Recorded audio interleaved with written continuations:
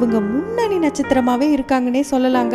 ஏன்னா அந்த அளவுக்கு இவங்களுடைய ரியாக்ஷன் ஒவ்வொன்றுமே இருக்கும். வேற யாரும் இல்லைங்க, கீர்த்தி சுரேஷ் தான். ஸோ கீர்த்தி சுரேஷ் 1992 அக்டோபர் 17 சென்னையில பிறந்திருக்காங்க. இவங்கள செல்லமா கீர்த்தனான்னு கூப்பிடுவாங்க. இவங்களுடைய அப்பா பாத்தீங்கன்னா film producer and director Sureshkumar, அம்மா நடிகை மேகனா. இவங்களுக்கு ரேவதி சுரேஷ்ன்ற ஒரு அக்காவும் இருக்காங்க.